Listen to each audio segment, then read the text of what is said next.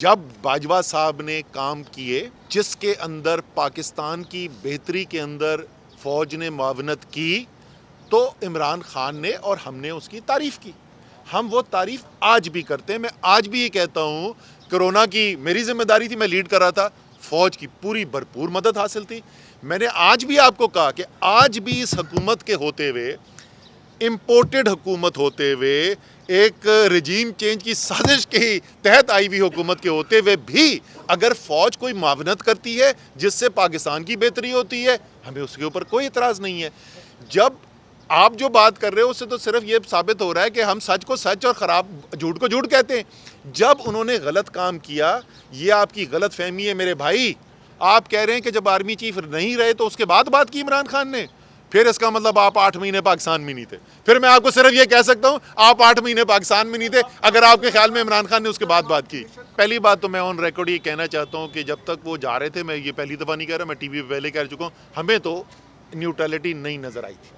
पहले तो मैं ये कह दूँ, अब जो है नई लीडरशिप आई है फ़ौज की, अब देखें न्यूट्रलिटी नज़र आती है कि नहीं आती। उस वक्त उन महीनों के अंदर तो हमें न्यूट्रलिटी नज़र नहीं आई थी। 2018 के इलेक्शन के ऊपर ये भी मैं टीवी पे पहले बात कर चुका हूँ। 2018 के इलेक्शन में बहुत सी सियासी पार्टियों को एतराज़ात थे और उनमें तहरीक इंसाफ भी शामिल थी। आप सिंध में ज़रा जाके पूछें ना, लोगों से, सियासतदानों से पूछें, ऑफ एयर पूछना, ऑन एयर उनमें से पता नहीं कितनों में हिम्मत होगी बात करने की नहीं। ज़रा उनसे पूछें कि किधर फ़ोन कॉलें आ रही थी, कहाँ जाने के लिए, कौन तहरीक इंसाफ में आने के लिए, प्रेस कॉन्फ्रेंस के लिए आने के लिए आधे रास्ते में पहुंचा हुआ था और फ़ोन कॉल आई कि आपने नहीं जाना है तहरीक इंसाफ के लिए, आप अलग बैठे। 2018 के इलेक्शन के अंदर शिकायत सिर्फ एक तरफ को नहीं थी, दोनों तरफ को शिकायत थी। फ़ौज जो है एक नॉन पार्टिजन जिसको कहते हैं कि कोई एक पॉलिटिकल साइड की, एक पॉलिटिकल पार्टी की हिमायत नहीं, बल्कि मुल्क की हुकूमत जो है उसकी हिमायत करने के लिए, या उसकी हिमायत ठीक लफ्ज़ नहीं है, मदद करने के लिए, साथ मुआवनत करने के लिए कोई इक़दाम कर रही है तो उसमें कोई हर्ज नहीं है। उन्होंने कहा जी वो आपके लिए करते तो ठीक है, इनके लिए करते तो नहीं है। मैंने कहा यार, जनरल बाजवा का खुद स्टेटमेंट है कि अमेरिकन जो है वो जो हुकूमत के साथ उन्होंने कहा है कि पाकिस्तान को हेल्प करें, कभी हमसे कोई बयान सुना कि गलत किया? हमें कोई इतराज़ नहीं है। मुल्क की बेहतरी के लिए, मुआवनत के लिए कोई इक़दाम करें, हमें कोई इतराज़। ये कितने दुख और अफसोस की बात है कि ये सवाल पूछने पे लोग मजबूर हो जाएं कि यार इस्टेब्लिशमेंट के साथ ताल्लुकात अच्छे हैं या नहीं है, और उस इस्टेब्लिशमेंट से ताल्लुकात की बुनियाद के ऊपर अगली हुकूमत बन सकती है कि नहीं बन सकती। जो भी पाकिस्तान में 70 साल होता रहा जी, वो सबको पता है। उसकी गवाही पिछले चीफ ऑफ आर्मी स्टाफ खुद दे गए हैं। उन्होंने खुद कहा कि जी हम सियासत के अंदर मुलव्वस रहे हैं, लेकिन साथ साथ उन्होंने ये भी कहा कि हम ये फ़ैसला कर चुके हैं कि अब हम सियासत के अंदर मुलव्वस नहीं होंगे। तो हमारी सियासत जो है, हम तो देख रहे हैं सिर्फ पाकिस्तान के अवाम को। एक सेकंड रुक जा टिक्का खान, हम देख रहे हैं सिर्फ पाकिस्तान के अवाम को, ना हम इस्टेब्लिशमेंट की तरफ देख रहे हैं, ना हम किसी बैरूनी ताकत की तरफ देख रहे हैं। और उम्मीद है कि जो फ़ैसला किया गया है कि सियासत में मुलव्वस नहीं होगी फ़ौज, कि फ़ौज उस पर कायम रहेगी, हमारी तो यही उम्मीद है। इदारे कह रहे हैं कि हम अब सियासत के अंदर मुलव्वस नहीं हैं और हम जो है वो किसी के तरीके से फ़रीक नहीं बनेंगे, और खुल्लम खुल्ला पाकिस्तान का वज़ीरे क्या दाखिला जो है वो सारे मीडिया के सामने बैठ के, सारी कौम के सामने बैठ के कह रहा है कि इदारे जो हैं वो मुकम्मल तौर पे सियासत के अंदर शरीक हो रहे हैं और वो फैसला कर रहे हैं कि कौन आएगा कौन नहीं आएगा। ये इतना बड़ा इल्ज़ाम उन्होंने लगाया है। हम तो न्यूट्रल वो हैं या नहीं है बाद में फैसला करेंगे। राना सनाउल्लाह ने तो ऐलान कर दिया कि वो न्यूट्रल नहीं है। मेरे ख्याल में इसका इदारों को नोटिस लेना चाहिए। जिस दिन परवेज़ इलाही साहब ने ये कहा था ना, तो उस दिन उन्होंने ये भी कहा था कि तहलील करने का फ़ैसला इमरान खान का है, और आज भी उस फैसले पे खड़े हुए हैं। मैं पहले भी बोल चुका हूँ भाई, तहरीक इंसाफ और PMLQ दो मुख्तलिफ सियासी जमातें हैं।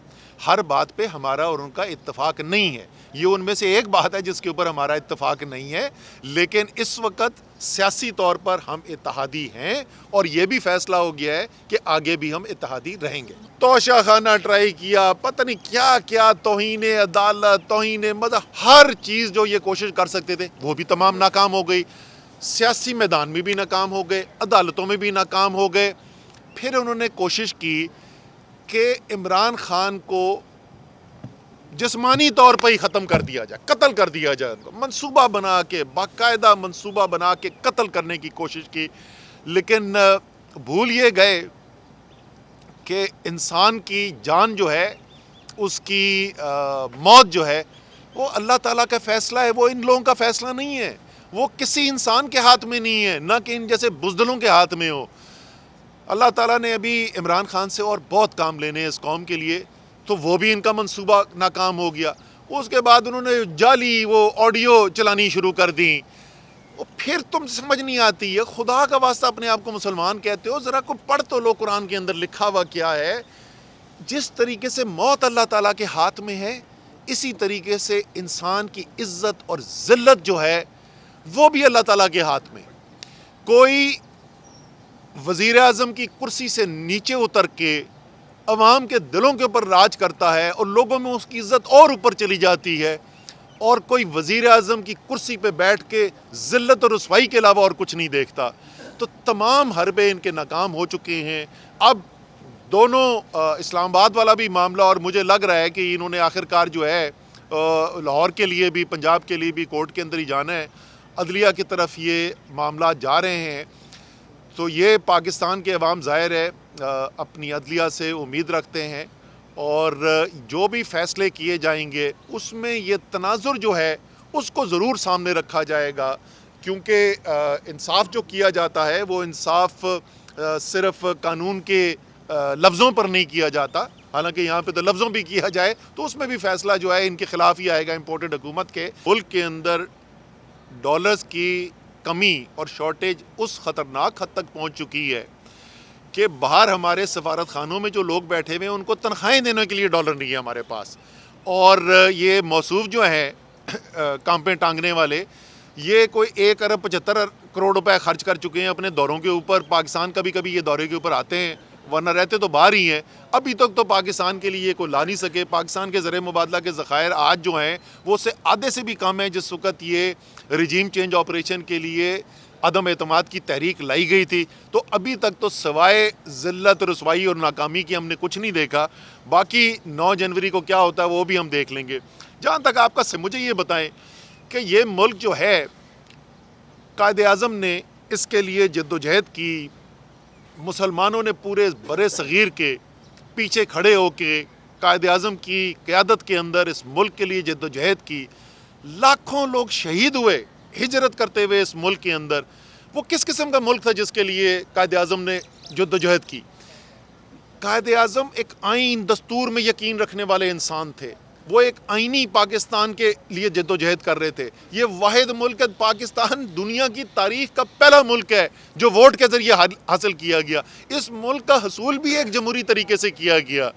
مجھے یہ بتائیں کہ یہ ایک انتہائی افسوس کی بات نہیں ہے کہ آپ کو یہ سوال بھی پوچھنا پڑ رہا ہے، اور زیادہ افسوس کی بات یہ ہے کہ آپ جو سوال پوچھ رہے ہیں کوئی ذی شعور آدمی یہ نہیں کہہ سک رہا کہ آپ غلط سوال پوچھ رہے ہیں۔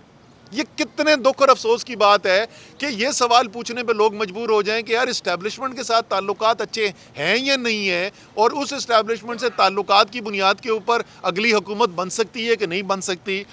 جو بھی پاکستان میں 70 سال ہوتا رہا جی، وہ سب کو پتہ ہے۔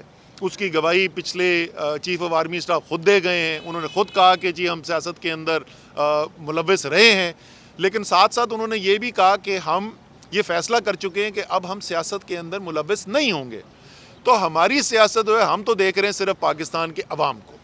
ایک سیکنڈ رک جا ٹکا خان، ہم دیکھ رہے ہیں صرف پاکستان کے عوام کو، نہ ہم اسٹیبلشمنٹ کی طرف دیکھ رہے ہیں، نہ ہم کسی بیرونی طاقت کی طرف دیکھ رہے ہیں۔ اور امید ہے کہ جو فیصلہ کیا گیا ہے کہ سیاست میں ملوث نہیں ہوگی فوج، کہ فوج اس پہ قائم رہے گی، ہماری تو یہی امید ہے۔